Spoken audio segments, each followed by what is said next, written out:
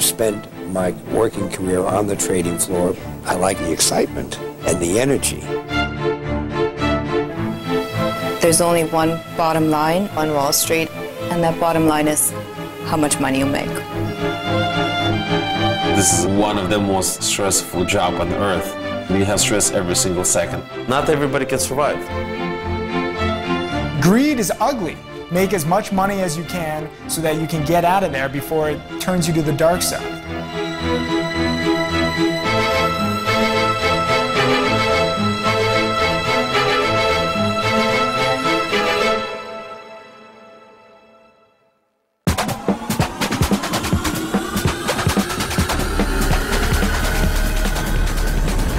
Boom. Take it. 50 bucks. Come on, take it out.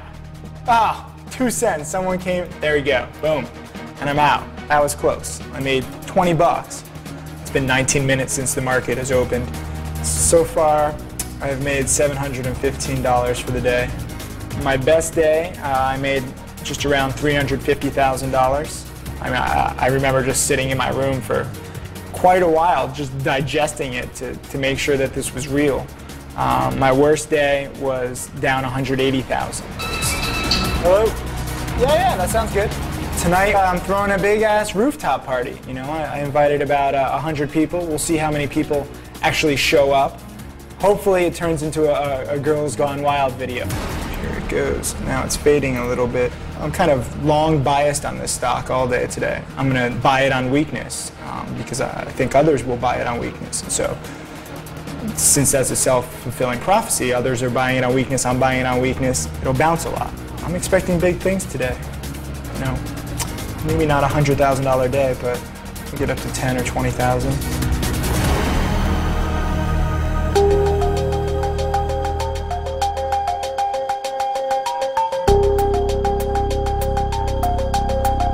My name is Ted Weisberg.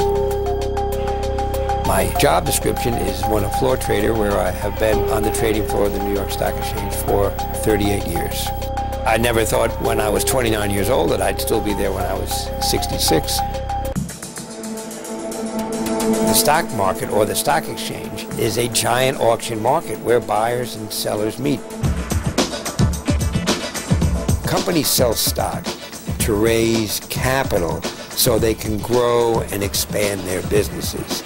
The stocks themselves are literally pieces of paper that represent ownership in those companies. And the companies sell the stock to the public to raise the money to run their businesses. And the stocks will go up and down as a direct reflection on a company's ability to, in fact, put that capital to good use. There are many facets of the stock exchange that I think are extremely important to the investing public. Number one is visibility. There is the tape, which we take for granted, which basically records every transaction that's taking place on the trading floor. And that tape that you see in California or in New York is the same tape that you would see in Hong Kong or Auckland, New Zealand. So transparency, I think, is key to investor confidence. You might not like the price, but you can see the price.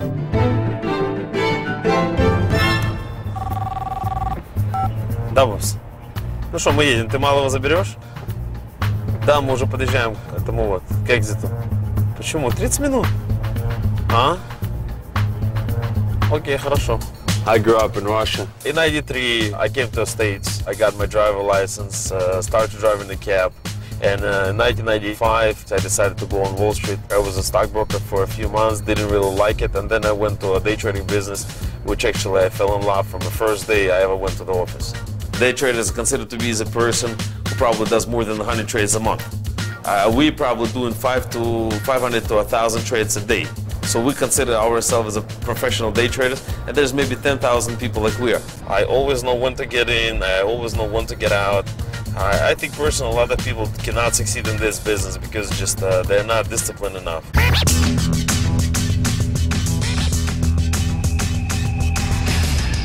So today I'm going to trade for our downtown office. We have two of them, Midtown and downtown. In 11 years that I've been in the day trading business, I would say I do know a lot of information. We take this chart, it's a gold chart. I cannot say that I would be too smart and short it right there it would be a reason for it. But I know one thing for a fact. When the gold is collapsed, and it's a big, this is a 25% downside, somewhere in this area, I would just be ready to buy. Somewhere in this area, I would be ready to buy. Yep, yeah, what's up? When you spend 11 years, every single day, 250 trading days a year, you're gonna start to understand what really is going on. At least you're gonna have a feel for it. Good luck to you too.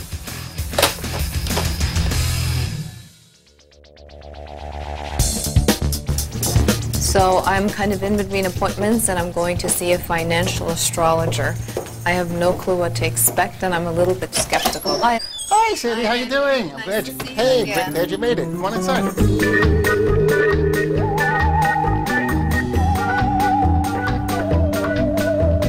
I was a professional astrologer since 1967, and I started coming into the markets on October 20th, 1987, because we knew about the stock market crash a year in advance to the day.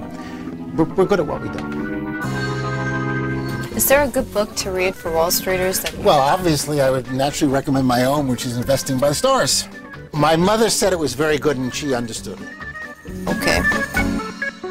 What you told me when I met you was that you're an astrologer. Right, financial astrologer. What exactly is that? We basically look at planetary patterns and we correlate them to stock market activity. How can that be correlated? You know, remember, astrology is a mathematical science. Is that really fair to say that it's a science because there's no way to really verify? First of all, there are many ways. A science is a body of knowledge organized according to general principles. My background is in mathematics and psychology. And astrology is a mathematical psychology based on astronomy. So we take data like this, for example, which gave us information that the market would be down today, which is something you probably wouldn't know how to interpret, and then we put it together, and then we have an opinion about what the market's doing and when, and we sort of trade accordingly. Do money managers actually come to you and ask you for a horoscope, and how much is that? Well, first of all, we have clients that are everything from very wealthy individuals to fund managers where we think we normally can improve their performance 5 to 20%. What we charge depends on services. Like we have, for example, a company coming to me, and we're going to probably make them about $40 million. I'm trying to figure, and you know, they're offering me maybe 100, 150, and I don't think I'm going to accept it. Only, not that 150,000 is not a lot of money, but we're going to make them $40 million. That's huge. That's right. So we're worth a lot. We're underpaid. I agree. I didn't say that. I said it.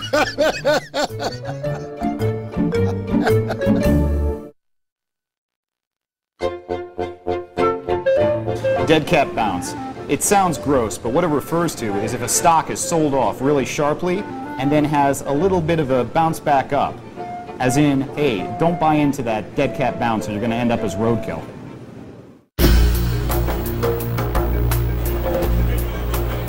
I come to the stock exchange trading floor a little after 9 every morning. My son is here. He's also a broker on the floor. As a member of the stock exchange, I come here to represent the clients of our firm, and in that capacity, I am their agent. The orders start coming, and they're buy orders and sell orders, and you know, you're watching the tape, you're watching the news ticker. If you have sell orders and the market's going up, that's great. If you have buy orders and the market's going up, that's not so good, because that means everything becomes a little harder to buy. But the orders come, we go to the trading crowd, we will execute that order. It's all done electronically. It takes milliseconds, in fact, to complete it from the time we get it to the time the customer gets the report. And then, of course, you just keep moving, and hopefully you're going to be busy all day, and you really don't have time to think.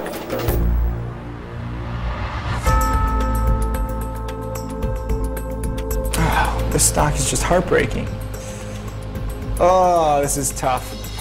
I am down $28 on the day. This stock that I thought was going to be a strong stock has proven itself to be the exact opposite. Question is, how much pain can you handle and for how long? I can't handle that much pain. I don't like losing. This is a 15% drop in the NASDAQ, one of the largest drops in the past 10 years. And it's happened quick, so there is definitely a lot of fear in the market. This stock is tanking right now, and it's just going to get weaker because there it goes. As I'm talking, this thing dies. Hey, now I'm down 800 on the day. Since 1999, I haven't had a losing month. Every month, I would take $1, $2, 50 cents, a penny, but it's always going to be a green, it's always going to be above zero. That's the most important thing for me. Today is not going to be the day of losing. I have a very strict rules about it. If I'm down more than 15 or 20% from the top money that I make, I would probably stop trading for 30 minutes, just go outside, get some Dunkin' Donuts. So if you learn how not to lose, you will be ending up making money. You know, at least if you learn how to invest properly, you can always make money on your money. So if astrology provides so much insight, I would assume that you should have been able to accumulate great wealth. You only get what's promised in your horoscope, so maybe it's not in my horoscope to be wealthy. But you invest by the stars. We don't foresee everything. Astrology is not the be-all and end-all. Astrology is the single best tool in the market, but doesn't do everything, and it's not a perfect science. If astrology was a perfect science, then every astrologer you know would be very rich, have a private Rolls-Royce and a private Learjet. Now, that's not the case, so obviously there's a little bit more involved. For example, if you were born 10 minutes earlier, you'd be a different person. Do you feel that I'm a Taurus? Do I feel you're a Taurus? I'd have to hold your hands and do some things we can't do on camera because this is not X-rated to know if you're really a Taurus. I usually tell people I don't guess height, I don't guess weight, and I don't guess signs, but I guess sex, which I do very well except in the West Village. Sometimes I have trouble there. Do you understand the joke? You should be laughing more. Okay. Mike, can you run off the natal chart? Excuse me a second. I'll see if we can give you your forecast. I have just completely flipped my strategy because this stock has been so weak. It wasn't just me that was thinking this is going to be a strong stock, so now everyone is kind of shell-shocked. And once it takes out the day low, a lot of people that are long this stock, that are betting that it's going higher, will look at this point and have their stop losses there. And if we can take out those stop losses, it's almost like surfing because you're really just riding the wave. Since you're betting that it's going down, you know all these orders are going to make it go down. There's no reason why this stock can't be down $3, $4, $5 a share today. Not taking out the level. Oh, took it out. 1,700 shares short. I'm going to bank right now. This is when you start to get cocky. Come on. Green for the day, baby. Yeah, big money. 55 bucks.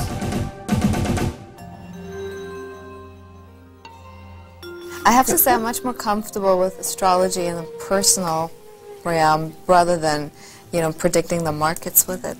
Okay, well, I'll tell you what. Do something else. You can ask anything you like. I'll give you one question. You know how you get 3 wishes? I won't give you 3 wishes. Oh, yeah. But I'll ask you one question, anything you want to know about anything. So what you do is hold on to this dice, the astrological dice, and I want you to think about the question. Okay, it can be any question you want. When you're thinking about the question, roll the dice. Okay, now I'm going to give you some general things. Okay, the answer here is Pisces, which means it's still a question, Venus, which could be about love or relationships, and 9th out of distance. It is relationship related. You want to be a little more specific so I can give you a more specific answer? No, I'm embarrassed. Don't be embarrassed, we all have questions. I'm just curious if it's going to work out. Be idealistic about it and don't aim low. Don't aim low? Don't aim low. Just let your imagination be your guide and aim very high. Yes, I'm single. And I'm going out with, prospects. Mike, I need an astrocartography report for this charming lady. Oh, how lovely. Just so you know, you have Sagittarius rising in the galactic center, and you also have Moon in Virgo. But that's all superficial. I'm just wondering, is there going to be a real substantial Well, that's up to you. Remember, the stars impel, they do not compel. They just give you opportunities. It doesn't mean you're going to take advantage of it. Oh, I'm certainly the type who takes advantage of opportunities. That's about it. I don't see more in the relationship in 2005, but you can be changing careers with 2006, you mean? He did 2005 here, I'm sorry. Why? Well, actually, we'll have to... Mike! Whoop. Mike! Why did we do this for 2005? Just give me 2007, please. Well, same thing. All it's telling you is you're going to change jobs. Another way this could be interpreted is go find a boss you'd like to marry and go work for him and then marry him.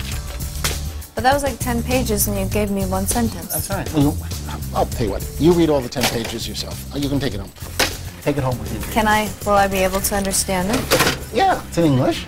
Well, I think Henry's a very interesting, eloquent guy, and a lot of the things that he says make sense, but I remain skeptical. I think it's a charming concept and it's definitely entertaining, but I wouldn't invest by the stars.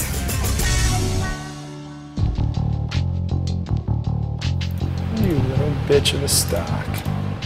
Now at 2:52 p.m., with an hour to go, I'm down 3,600 on the day. My dream stock for the day is just proven completely worthless. Right here you can see in the afternoon it cracked the day's low at 91.20, went straight to 90.20. So this was a nice little short here, which I got some of. But I still thought the stock was going lower, and right here, this little bump up is where I just got I went short right around here. A little too soon because I covered right here, and this was a $4,000 loss. This is why trading is so tough. I was completely right on the price, but I couldn't handle the pain. I had a $500,000 position, which was a much bigger position than I wanted to take. I just averaged up wrong.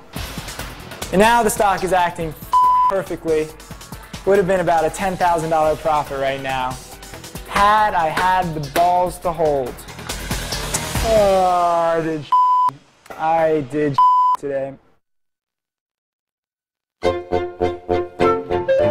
There is nothing in Wall Street that rewards you for difficulty. It's one of my great attractions to this business. It rewards sagacious laziness. Going through my dirty laundry to find a shirt to wear on this big meeting with this billion-dollar babe, and my mom didn't come in and do laundry this weekend, so I got no clean laundry. Here we go. Beautiful.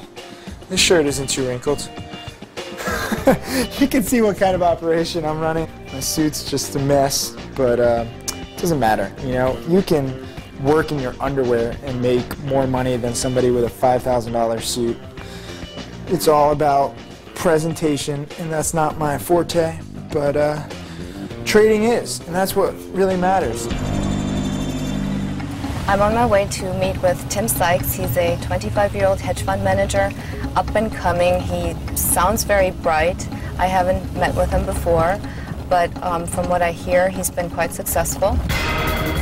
Sandy is pretty big time. She's in charge of quite a bit of money. I'm going to get my story out there, and I'm going to, I don't know, try and get some money out of her, see if she has any contacts, see if she knows anybody.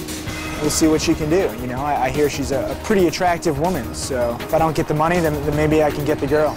Either way, we're going to have a good lunch and talk about myself, which I'm pretty good at doing. It's my favorite subject. Cheers. Cheers. Nice meeting you. Nice meeting you. Thank you for meeting me. So, where were you before? Where did you start out? From 1999 to 2002, I traded my way from $12,000 to a fully audited pre-tax sum of $1.65 million. So with that... Are you serious? 100% serious. And what do you invest in? What's your strategy? Short selling, short bias, small cap, micro cap. I mean, I'm never going to be more than a $100 million fund. It's tough. That's your maximum capacity? Yes. And why is that? Because I'm shorting the smallest and most volatile stocks. So, A, they're hard to borrow, B, they're volatile as hell, and C, I have no corporate experience. And you don't have an office, you work from home? I work from home. And what do you do, like, on days when there's no trading? I usually read. I mean, I can't read fiction. I love nonfiction. Same. Really? Yes. You should see my library. Yeah, I'm on 46nd and 2nd. This is my neighborhood. Oh, we should have lunch more often. We should.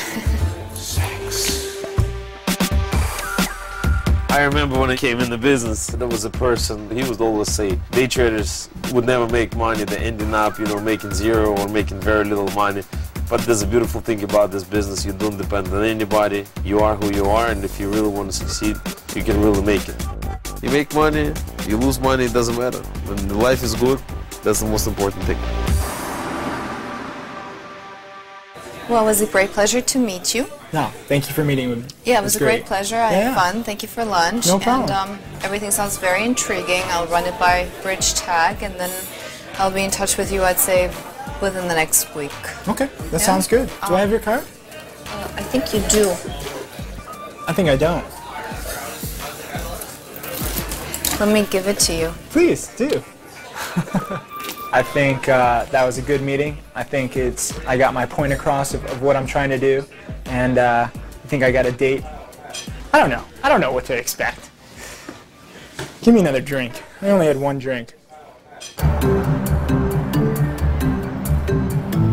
A lot of people don't want to work in Wall Street because it's kind of geographically undesirable in terms of New York City, but this is a pretty cool part of New York. Manhattan grew from the Battery up. And yes, that's why the streets are also narrow, because they actually used to be cow paths. And Wall Street was, in fact, there was a wall there that kept the Indians, I guess, from attacking the Pilgrims and the Dutch and anybody else that was kind of sequestered in lower Manhattan. Clearly, the stock exchange as an institution is absolutely the cornerstone of capitalism in this country and perhaps the world. I mean, it is the footprint that every democratic country and society in the world has tried to mimic.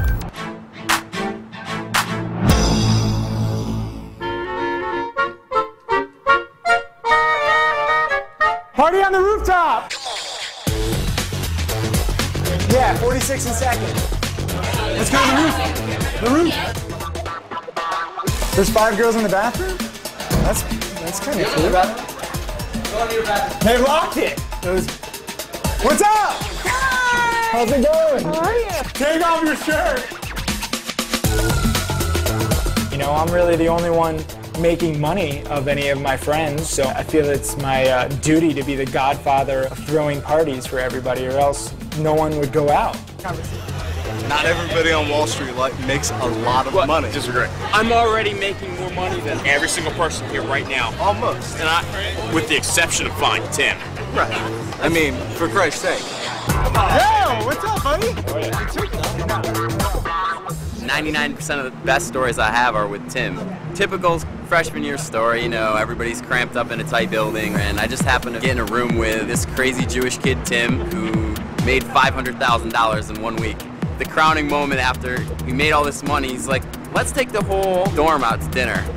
So I'm like, are you serious? He's like, yeah, we'll go round up everybody, we're taking them all out to dinner. So here we are, this hodgepodge mess of kids, rolling into a super nice restaurant in Boston. And Tim's like, I got everything, don't worry about it.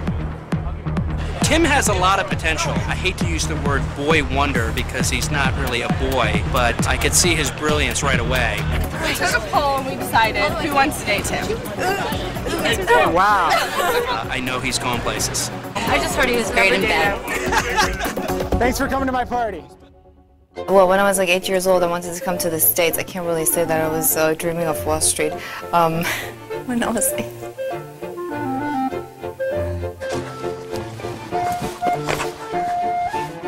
Yes! Polka TV. It's the next big thing. Polka, polka, polka. I need my accordion to go polka, polka, polka. Please use that, please.